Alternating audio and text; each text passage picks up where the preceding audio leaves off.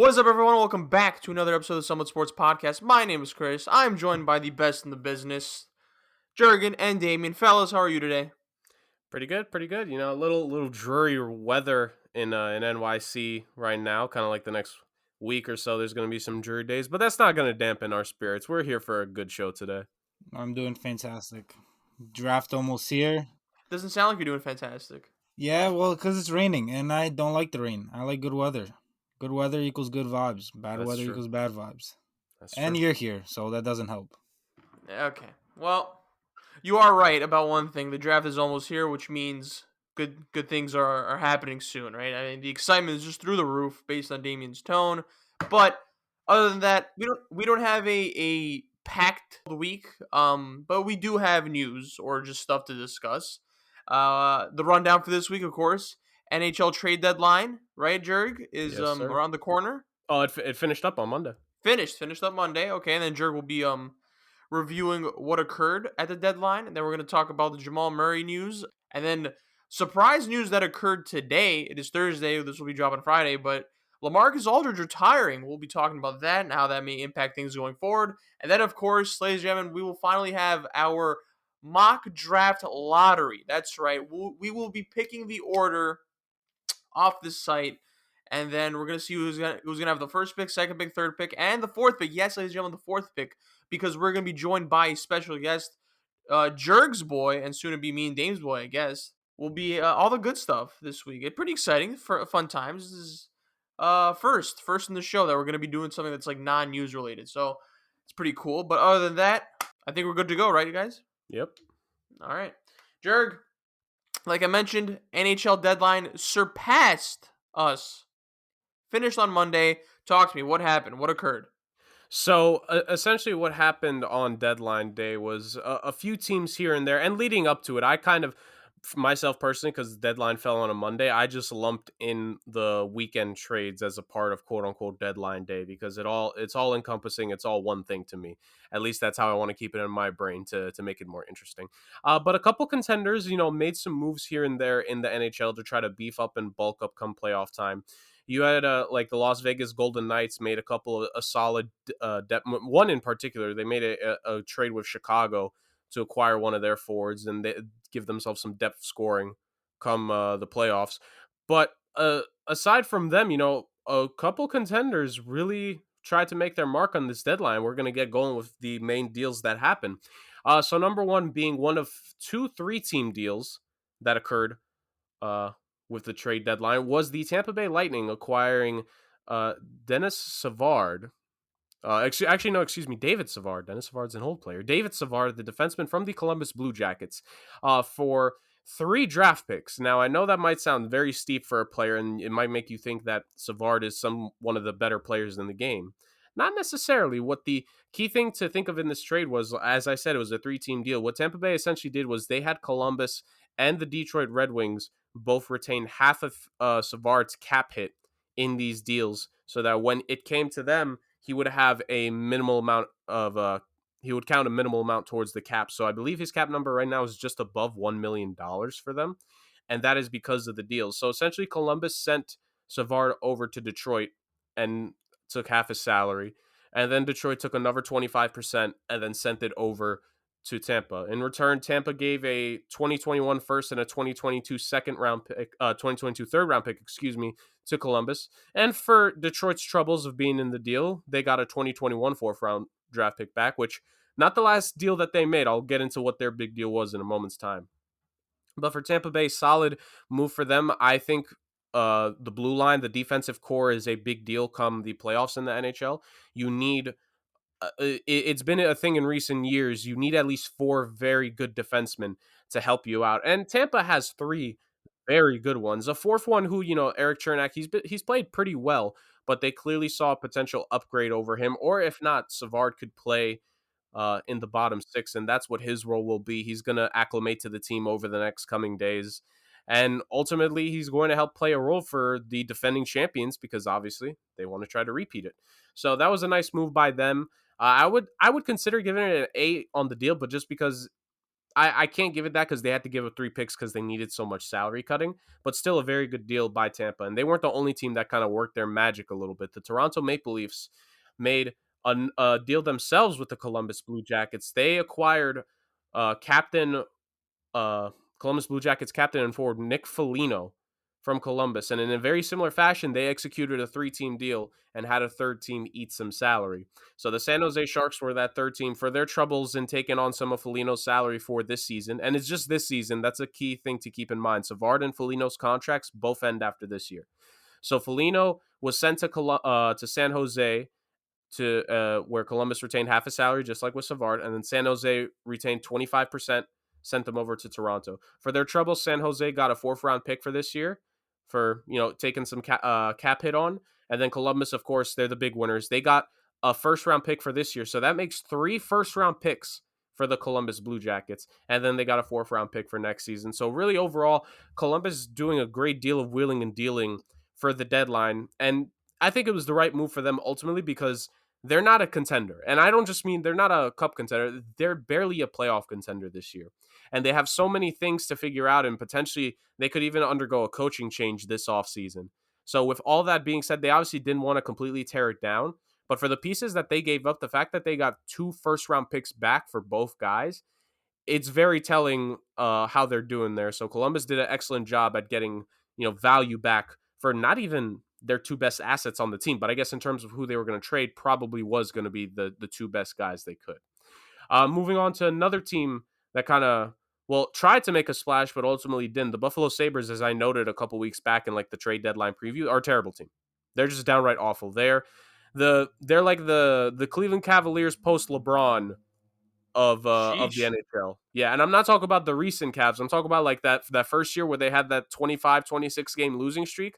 At one point, the Buffalo Sabres had an 18-game losing streak in the NHL, tying the all-time record in the league before they actually won a game, which was kind of disappointing because I kind of wanted to see them break the record. But that being aside, they made a couple deals for the deadline. Their dealing began about a week or 2 ago when they traded Eric Stahl, a guy that they picked up just last offseason, and they got a 3rd and 5th back for him. And it continued around the deadline where they traded a defenseman over to Florida and got a 3rd-round pick back.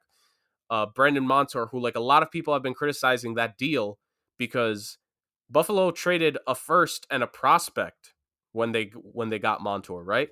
So essentially all you got back for trading away a 1st-round pick and your prospect was a 3rd-round pick. So not a great return on investment there. And with talking to 2 guys that know a thing or two about, good money management, I know you guys, obviously you could easily tell that not a great move by the Sabres there. And then what was hopefully to be their, big chip was Taylor Hall. Signed a 1-year deal last offseason, didn't have a great year. Almost no one's had a good year in Buffalo. And because of that, their returns were limited, and they just got a 2nd-round pick and a 24-year-old prospect back from the Boston Bruins. And so that is where Taylor Hall will be. Hall, I think, actually, quick side note, I think he'll do very good in Boston. I personally want him to do good. And I think he'll have a chance because he's nowhere near the first option on that team. He's about the 5th or 6th best offensive player. He's a former league MVP, by the way. So the former league MVP is now the 5th or 6th best offensive player on a team in terms of production. But in terms of skill, he could really add a new dimension to that Bruins lineup that needs as much offense as they can, considering who they'll likely to face after the first 2 rounds. So big win there by Boston. Buffalo just overall losses at the deadline. There's no 2 ways about it. For their 3 best players that they traded, they got a 2nd-round pick, 2 3rd-round picks back, and a prospect who is probably at his ceiling. So not great there. And the last notable deal that I'll mention, that Pittsburgh and Colorado also made some solid deals to add depth to their team. Colorado added a goalie and Pittsburgh added Jeff Carter, but I'm not going to go too into that. Just to let you know, it's that those are 2 cup contending teams that added some depth pieces to try to help them when it comes to the playoffs, especially Colorado. Colorado really geared up at the deadline. But the last major deal that I'm going to go into happened. Now, this one I could literally say happened on deadline day. It happened within the final like hour or 2 of the deadline. And that really added to the intrigue of this deal. So the Detroit Red Wings, as I mentioned earlier, they were wheeling and dealing a little bit that they didn't get much back. This was their trade that they pulled off. They traded a forward, winger Anthony Mantha, to the Washington Capitals. Here up on this haul, boys. They got back a 2021 first round pick, a 2022 second round pick, a solid winger, 24, 25-year-old Jacob Verana, and a depth player who's not really going to do much for them, but Richard Ponick. So in exchange for their second or third best forward on their team right now, they got back a first round pick, a second round pick, and a very good young player in Verana, who they're going to re-sign because he's a restricted free agent, so they'll have his rights and first opportunity to match if anyone does, but they'll likely sign him towards the beginning of the next free agency. I view this one as a win for the Red Wings. They got a lot back for a player that a lot of people were surprised that they honestly traded. I didn't think they were going to trade him because I didn't know if they were going to get an offer that they would have liked. But at the end of the day, they pulled the trigger on that trade because Washington kind of overpaid for Mantha. Mantha is a guy who back-to-back seasons in 2018, 2019, he had 48 points in both those seasons exactly. And he scored 20-plus goals both those years. Those years were kind of like, oh, is he going to, kind of become something? He's going to be like that next important winger for the team where he's at least, a stepping stone, a building block to the next era for the Wings. But he just never materialized like that for them. And he gets traded with still 3 years left on a contract that's paying him with a cap hit of $5.7 million per year. So 3 years after the conclusion of this one, I should specify. So ultimately, Washington gets a guy that they hope can help him out in the playoffs, and he may be able to, depending on where they put him in the lineup. Washington has some of the most talented forwards in the game, so Mantha, next to any of them, has a chance to do well. He actually, by the way, 2 points his first game with the team, so not bad. Not a bad debut.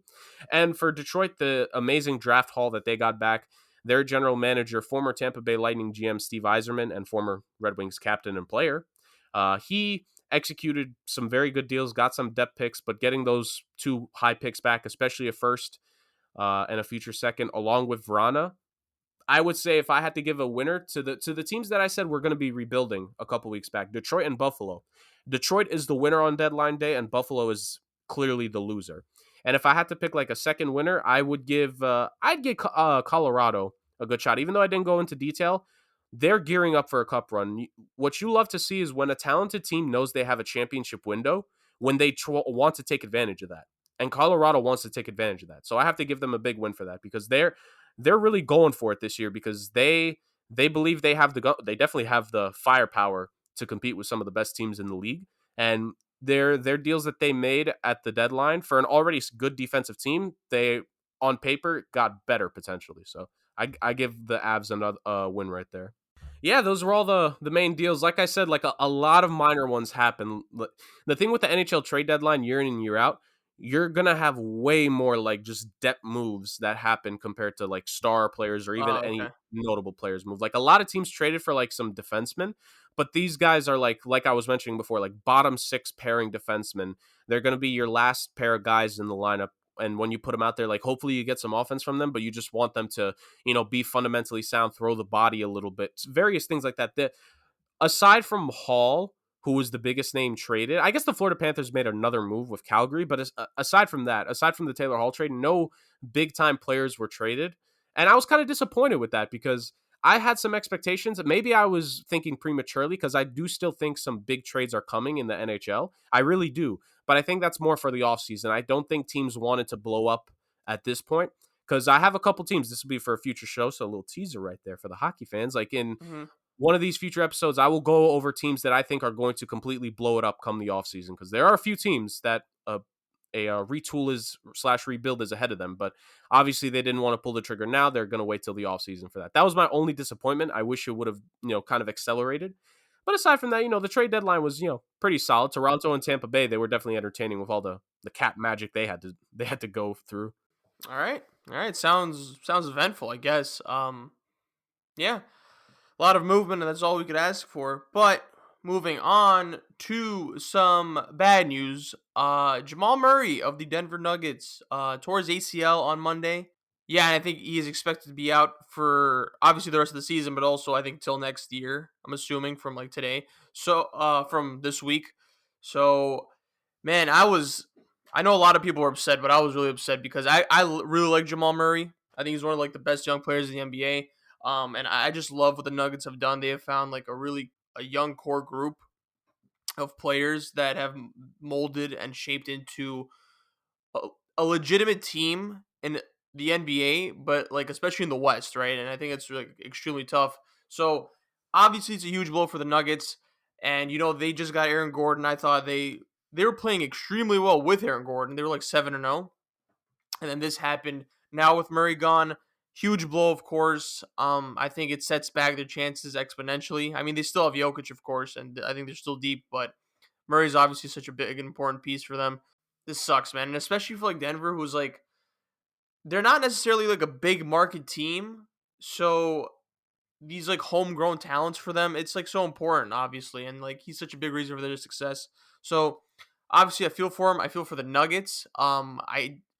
I think their ceiling could still be a second rounder. I think with Murray, it would have been a Western Conference Finals appearance, but now that he's gone, I wouldn't be surprised to see the Nuggets get kicked out in the first round. Actually, like if they see the Lakers, for example, like I think the Lakers win that, but all in all, prayers up for Jamal Murray, man. I think we're in what, April now? I mean, I don't know how the rehab is gonna go, but we're not gonna see Jamal Murray till at least like I mean, it's 10 to 12 months Probably like the projected. All-Star break, to be honest, next year. Yeah, like yeah, January or Like February around there. February, yeah.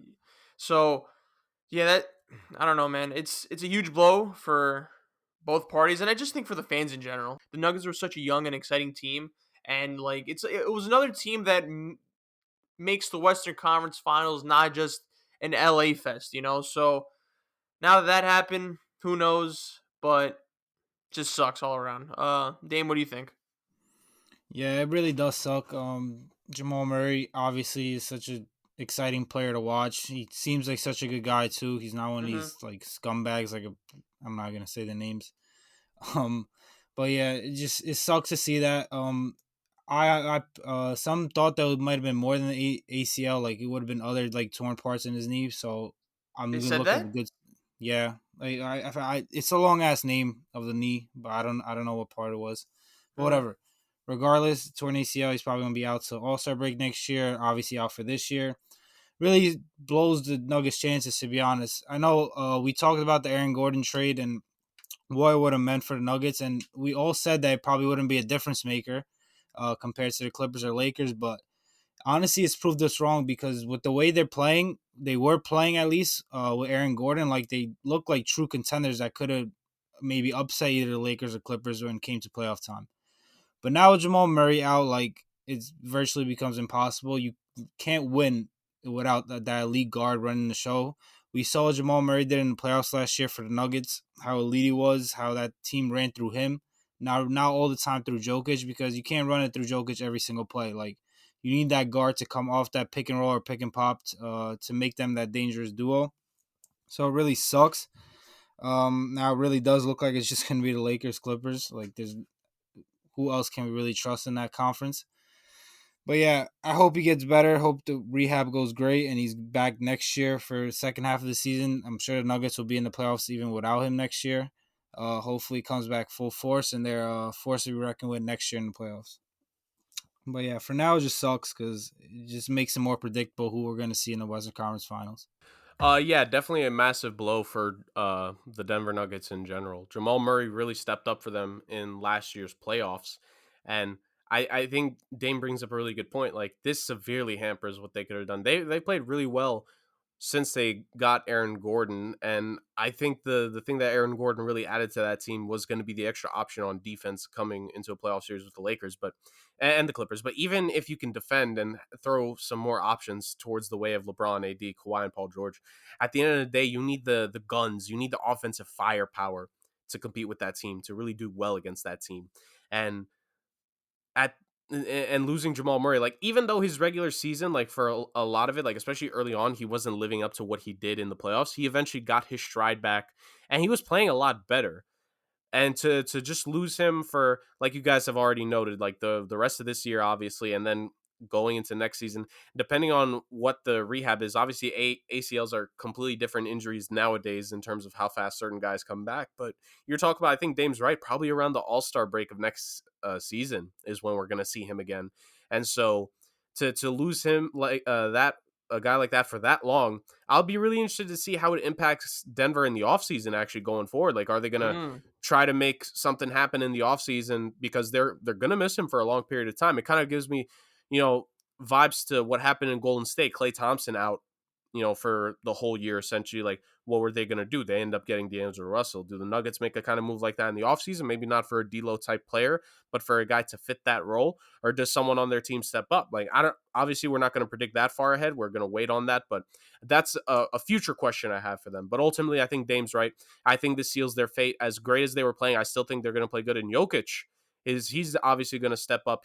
He's going to have to step up. He's going to step up. A lot of people have been giving him his flowers recently because of how amazing he's played and how he's helped Denver really go up the rankings, because they were in the bottom half of the West for so long in terms of like the top 8, and now they're climbing upwards. Like, they've significantly climbed for a good while now. So to miss him, I think the regular season they could survive it, obviously, but come the playoffs, if you don't have that extra guy to face off with the Clippers and the Lakers, especially the Lakers, that's a wrap for their hopes on this season. Yeah, the way it's matched up now, they'd be seeing the Lakers in round 1. I'm pretty sure. They would, yeah.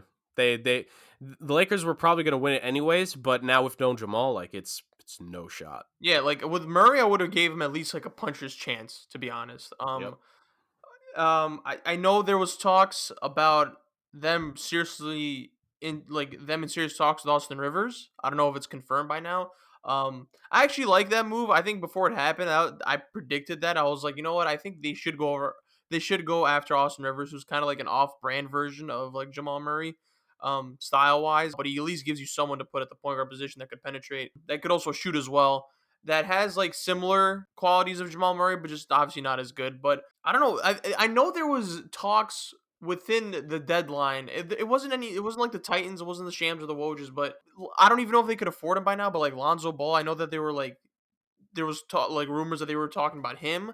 I don't know if they could afford him this offseason, Jurg, going back to your question, but going to be pretty interesting. I think you're right. I think the Nuggets are definitely a team to look out for this offseason. But also, that kind of brings me into, you kind of said, like, who could possibly step up, and obviously Jokic is the man now. But I think the one person that I think is bound to take a step up from this is Michael Porter Jr. His ceiling is offensive superstar, and I think he's starting to hit his like stride.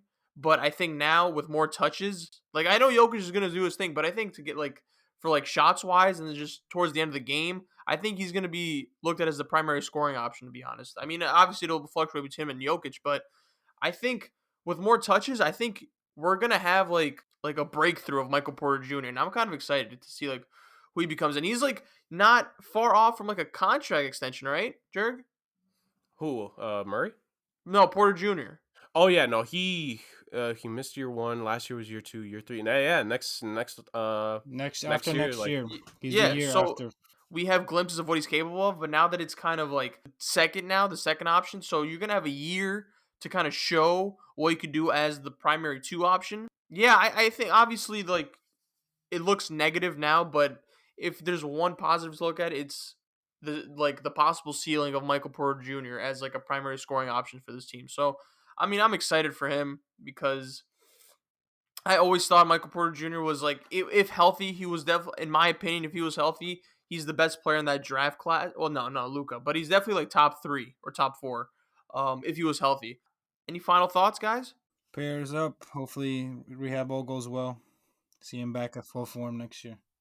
Yeah, hope he returns to form and comes out blazing for them best he can when he returns. And also, I think to your point, Chris, like, this is a chance for Michael Porter Jr. to kind of be that guy. He was talking about in the playoffs last year, like, it can't just always be in the hands of 2 guys. Yep, Well, it's about to be in your hands, my man. Yeah. So, take the ball and run with it if you're Michael Porter Jr. now.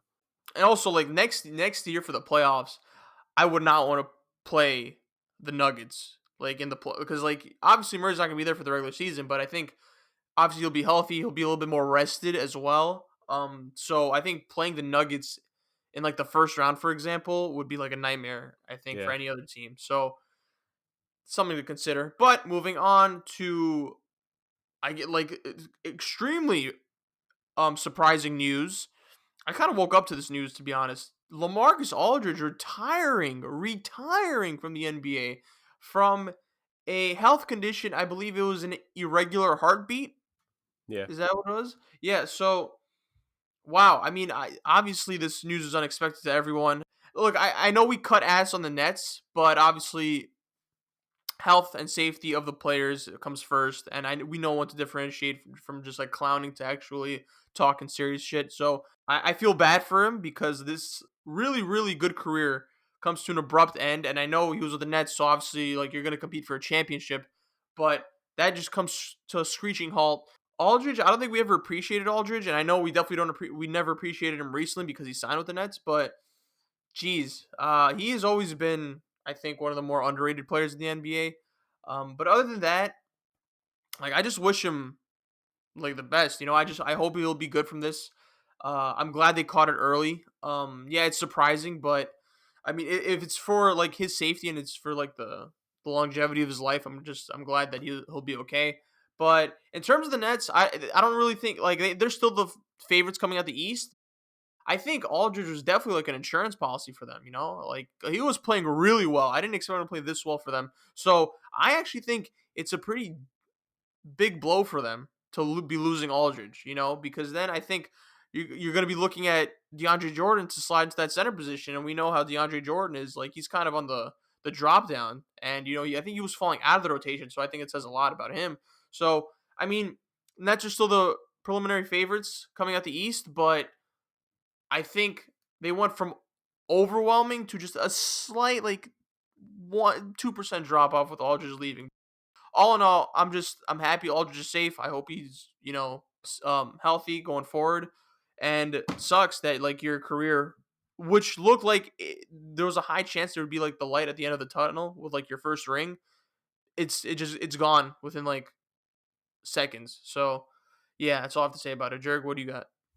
So really telling and interesting when you look at his game log. Kind of like you said, he was really starting to find a little bit of a groove with the team. At least 4 of his 5 games with the Nets, he scored in double figures, including a 22-point performance against the Pelicans. But I think the telling sign should have been the fact that he hadn't played since that Lakers game that happened. And when this first came out, obviously, the initial tweet that I saw, like you, Chris, I essentially woke up to this, was Shams saying that he was retiring early. And I think everyone kind of just halted, like, wait, when was this? Because normally you get inklings of stuff like this happening. We hadn't really heard why Aldridge had missed a couple of games. And immediately, of course, the internet went to joshing around like, dang, Andre Drummond bullied him so bad that he's going to retire early. And then, of course, obviously, like you said, Chris, people learn to, go from joking to serious real quick when it comes to serious stuff. And when the news came out that was in a regular heartbeat and stuff like that, like I hadn't joked about it, but I just felt so bad for the guy because I think back, being a Heat fan, I think back to the back-to-back seasons where Chris Bosh and the blood clots, like, you think Mm-hmm. that wasn't that far ago, right? Like that was 5-6 years ago at this point. It wasn't that far ago where a guy's career that still had a couple years. I think Aldridge is a little bit older than he's a few years older than what Chris Bosh was at that point, but still like a guy towards the end of his career, a chance to make an impact on the team. Like if we're just quick shift over to basketball to before I finish it off, like he was an insurance policy because unlike Blake, Aldridge, like he showed in that 22-point game, he could give you that kind of game once or twice in a playoff run Yeah. where you got to get 16 wins. He could have done that once or twice and helped them get like one of those wins a bit more securely if 2 of the big 3 on that Nets team was going to have an off night. So obviously him and Blake were not added there for defense. They were just added for offense because we haven't really seen what that entire Nets trio looks like altogether. They've played 1 or 2 games where it's all 3 of them. So he was going to be there for some backup when, in terms of Steve Nash mixing the lineups. I think the lineups with Aldridge would have definitely been very versatile offensively, and he accepted the fact that at this point of his career he was going to play that 4th option or 3rd option depending on who was out there on the floor at any given moment. And those are the kinds of guys you need. I know Blake and DeAndre and all them understand that, but for Aldridge, his specific skill set, he's a better shooter than both those guys. He's has more touch. All those various things that he would have done to help them on the court offensively will be deeply missed. Now, again, they're so overwhelmingly talent-wise in their first 3. Will that make a difference? That's a wait and see kind of deal. But that the loss ultimately does hurt on the court, but obviously off the court, everything is more important. When with the statement that Aldridge put out about everything, it really that's one of those it puts life in perspective moments for you, and to Yeah. know and to be very thankful that whatever the inkling was that made him catch on to this. Like he wasted no time. No, in professional sports, it's the land of, superiority, testosterone, masculinity, right? Like a lot of guys would just play through anything, but he did not, waste any time. He's like, I'm gonna get checked out, and he thankfully got checked out. He discovered this. He didn't let it go any further. So I think we're all just very glad that he's able to end it. While his career may not necessarily end on his terms, he at least had a final say in, okay, like I'm gonna end it here. I'm not gonna risk this. This is as close to final terms as on his terms as you can get, Yeah. when you heard what happened. So I think we're all very happy to hear that he's, as of now, he's gonna be okay. We hope obviously he stays okay, his family is okay, and that's all you hope at the end of the day, because he like you guys, I think you guys were gonna allude to it. Like he's just a good dude. Like he was that quiet star his entire career. So hats off to him. He had a hell of a career. Yeah, when I first saw the news on Twitter, like I'm not gonna lie, I was one of the first ones that just started laughing, thinking that like Drummond bullied him out the league, or like the Lakers bullied him out the league, and he couldn't do it anymore. Then obviously I saw his tweet about how it was a regular heartbeat, so like my mood all changed because I felt bad that I reacted that way. But obviously he had to do what was best for him. He played so long in this league. He's accomplished so much. Like he shouldn't be pushing his life to limits that he can't do. Uh, he said that it was very scary. I think he said it started in the Laker game. I think that's what he said. So Really? obviously, I think that's what he said. That the last game he played, that's when it started, and it was the scariest moment of his life, or something like that.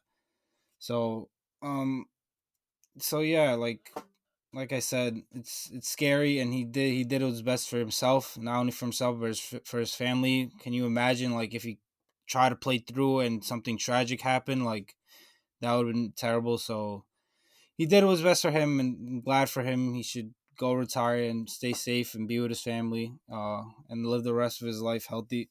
Um, but yeah, for the Nets, as it is for the Nets, I do think it's a big hit because, as Jurgen said, he has been playing well lately, and he is that kind of presence that you can kind of throw down to the block when KD, Kyrie, and Harden shot isn't falling one game. So you could throw down to the block to him.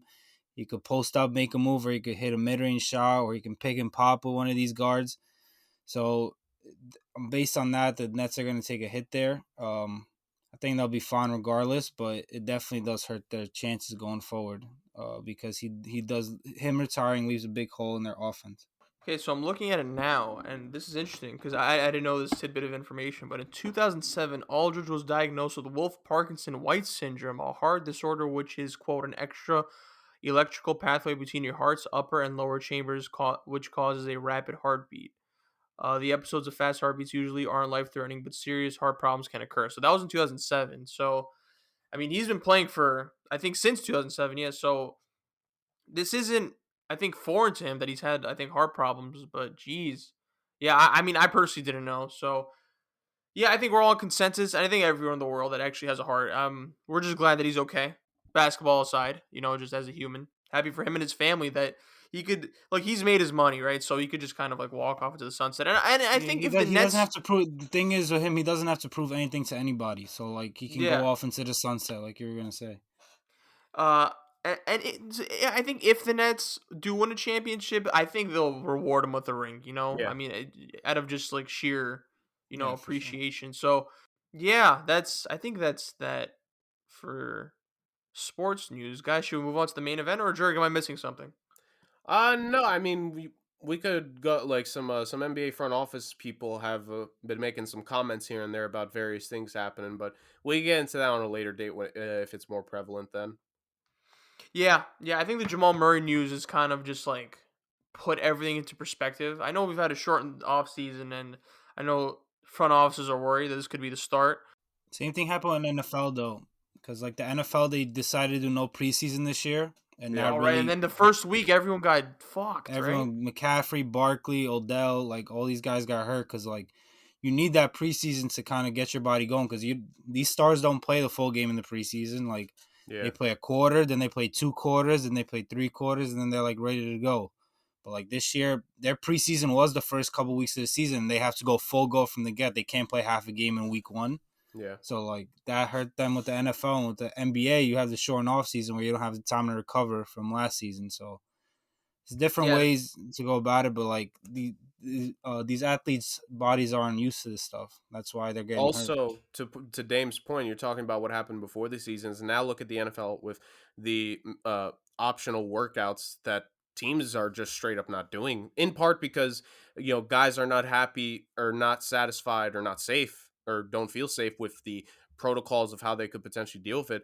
And also, like some of these guys, like it may not feel like it, but the season still just kind of ended to a few of these guys, and they don't want to risk these workouts that, like it says in the name, they're optional. You don't have to do them, especially for veterans. Like veterans don't do optional workouts, so it's going to be something really interesting to see. Like I don't know how big of a discussion point will be in the off season, but I think now in the season, like because I think they didn't say this like word for word, but Jamal Murray's injury, like that could end up being like the first of many season enders because like we've already seen like LeBron and AD both getting hurt for the Lakers, Miami having their issues with injuries and COVID throughout, like mainly COVID, but a few injuries here and there for like Dragic and either Bam or Jimmy. Like you could tell like the teams that went deep last year, they've been hurting from this hmm shortened off season the most, and like I think that's a point that the NBA, I don't know how they're going to be able, if they even can fix that, because at this point the season's running, the season's going to go because they kind of have a timeline, right? Like yeah, the summer Olympics, I believe, are still happening this summer, and so if that's the case, like they need to finish up the playoffs either before or just around the very start of it. So I feel for the guys. Like I'm a player first person. Like I I don't want to call myself a player apologist, but I don't think there's enough people that speak from the player's perspective. And so I think if you're these guys, they're the best athletes in the world, but they're still human. Like their bodies are still susceptible to this. So for them to have to deal with this stuff, it's tough on their bodies. It's a lot tougher than a lot of people realize. But I feel bad for the guys because I don't think there's any way they're going to get past it for this season in particular because there's a timeline. That's the thing, though. I think the timing of this sucks because of just what happened in 2020. I don't know if there was like another way to skirt away like around it before everything like kind of became concrete. They're just like, oh, we should start in March or like start earlier than that or The like players were for I know LeBron and the Players Association wanted to start Martin Luther King Day in January, but the NBA obviously wanted to start in Christmas a month before. But I know the players were first starting in January. Yeah. and then the season. I think like this season ends when it usually ends, right? When seasons usually end, right? And like we're gonna No, have to play, huh? the season, if this was a regular year, the season would almost be over by now. We'd be in the final days. We still have like another like almost month, I feel. But doesn't it usually? Oh, okay. I I mean, think they doesn't it delayed it usually? like a couple weeks. It's nothing crazy. It's nothing crazy. They just condensed it all, but I think it's delayed like a couple weeks. Like I think the finals would have ended like beginning of June. Like I think it's the end of June now.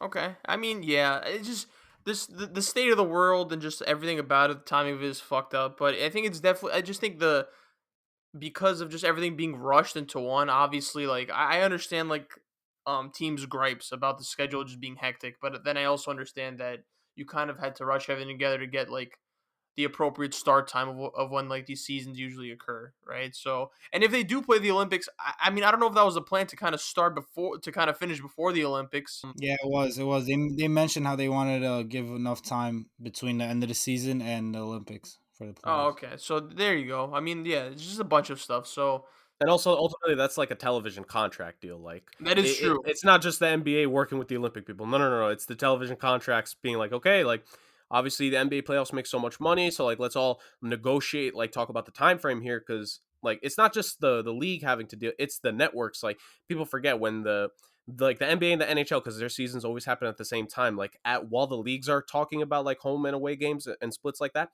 the networks are handling so much in terms of juggling, making sure games like they'll overlap, but like don't take away shine necessarily. Like that's a thing that like that's a side of it where no one thinks about, and that's why I personally, whenever the subjects come up, I always bring attention to that because it's a legitimate thing. The Olympics make money all around because it's hmm literally global. I know the NBA Finals it's international, but the Olympics is literally global. So the NBA, for all intents and purposes, like the players get the short end of the stick in terms of like you gotta roll with the punches on this one because you have no other choice. It like Dame mentioned, they could have started the season earlier, but the owners weren't going to allow that because they wanted their Christmas Day money. So I feel bad for the guys, but at this point, like you just have to run through it and see where it goes at this point. And obviously, we mentioned it earlier, we hope Jamal Murray is able to rebound in time to play as much as next season as possible. Yeah, just capitalism everywhere. That's what it is. Capitalism everywhere. Yeah, and I mean to kind of put a bow on it, Jurg. I think when you talk about like the global standpoint of it, the NBA is like way more global now. Like there's so many players Yeah. from like different places of the world. So, I mean, there's just so many things into one that it's hard to kind of nitpick. Like, what's the major factor in this? So, like, the NBA is gonna have a tough time to kind of adjust this anyway. But I just think because it's just like the rushed atmosphere of what just happened in the past year, especially for the NBA to kind of start up again, I see the difficulty in trying to just like make all parties happy. All right, main event time, fellas. This is Main what we're event. doing. Jurg, what are we doing right now? So, ladies and gentlemen, for those of you that have been listening to the show for the last couple of weeks, we've been teasing this for a bit. So next week will be the Somewhat Sports Podcast NFL Round 1 mock draft. It'll be the only version we do where we're not like Mel Kiper and McShay and all them, or like CBS Sports and NBC Sports, who like do like one guy will do like anywhere from 5 to 12 different versions of their mock. No, this is the one time we're doing this, but with a little bit of a twist. So as I am talking here, Chris is setting up a program, a random number generator of some sort, an RNG-based mechanism that will draw who will be getting what pick numbers. Now, what do I mean by that? So essentially what we're going to do is that we're going to go every 4 picks based off of the first pick we get. So let's say if I were to win the second pick from what the RNG gives me, I will also then get the 6th pick, the 10th pick, the 14th pick, and we keep going by 4s, right? So that's how it's essentially going to be. So we're going to keep it real simple. We're just going to tell you guys 1, 2, 3, 4, and just go every 4 in your mind of like, all right, so if Chris gets number 1, then he gets 5, 9, et cetera, et cetera. So that's how it's going to go. We're all very excited for this. We've been waiting to do this for a while. We had this idea like behind the scenes here. We've had this idea going back, January, early February, guys. So I know we've all been excited to see this through. We're all like, I know Chris always says he's not like, his knowledge may not hold up, but we're all big football fans. And I'm very excited for us to have a collaborative mock draft next week. Yeah, and also, Jurg, your boy will be joining us. Yes. So quick shout out. So for anyone, if anyone just so happens to follow my like own social media stuff that I do, I also happen to do another show, another podcast, and my co-host on that, my guy, James Barcia, he is going to be joining us and doing this show. I'm very excited to have James on. He and himself and I should say, we just started our new podcast, so we're very young into it. He's one of the best guys I've ever worked with. The whole group of network of people that I work with through everything, and including right here at Somewhat Sports Network or Somewhat Sports Podcast with Chris and Dame. Like, all I do is work with amazing people. So James is just going to be another addition into that. And I'm very happy that he's going to be joining us. And I was speaking to him about it on Monday, because that's when we record our stuff. Like he's excited to get chopping up some NFL with Chris and Dame. So we're gonna have a good time next week. It's gonna be a great show. I already know it. I love the excitement here. I love the enthusiasm. Should I start? Are we good?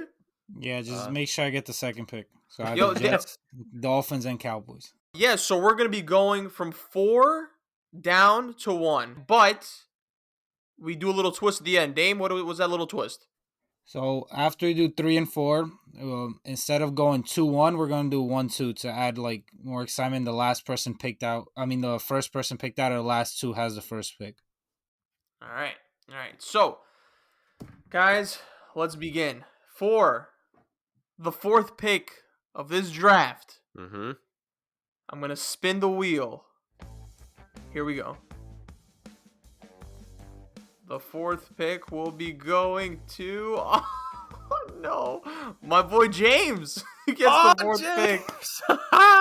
Oh, that's awesome. Oh, shit. Damn, I'm sorry. Sorry, James. All right, newcomer gets the last pick. All right, well. He gets the Tampa Bay Bucks. He has a Super Bowl champion at 32. All right, that is true. Now, for the 3rd pick of this draft, of this mock draft, we'll be going to... Here we go. Spinning. Dame! Oh, no! God, the one pick I did not want. Son, Dame will be choosing for the Niners, his team. All right, now this will be revealing the first pick, Dame, or the second pick. The first. Whoever wins this spin will be getting the first pick in the first ever Somewhat Sports NFL mock draft. Parentheses round 1 and parentheses. Here we go. Between me and Jurg, the first pick will be going to. Come on. Here we go. It will be going to Jurg. Yes! Woohoo! I'll be getting the second pick, which is kind of a win for. I did not rig this. Because I already know Damien's on his conspiracy shit. Dame's mad. Dame's so mad. Wow. All right. So, I mean, the draft order goes Jurg 1, Chris 2, Damien 3, and our boy James 4. Wow. All right. That was fun. Even though it was 4 people, I'm pretty sure if we continue doing this as the years progress, we'll have more people for this. But yeah. Jeez. Well, we have a week to do our homework. And yeah, for anyone that doesn't know, Jurg will be selecting for the Jacksonville Jaguars. Obviously, a difficult pick there. I will be selecting for the New York Jets. Damien will be selecting for his hometown, San Francisco 49ers. And then our boy James will be selecting for the Atlanta Falcons ? We don't know. But yeah, we'll put a graphic on which picks we all have on Instagram. You should follow us on somewhat.sports on Instagram. Yep. We do a lot of cool shit on there in terms of just clips and just graphics wise. But yeah, I'm excited for next week, fellas. I am. What about you guys?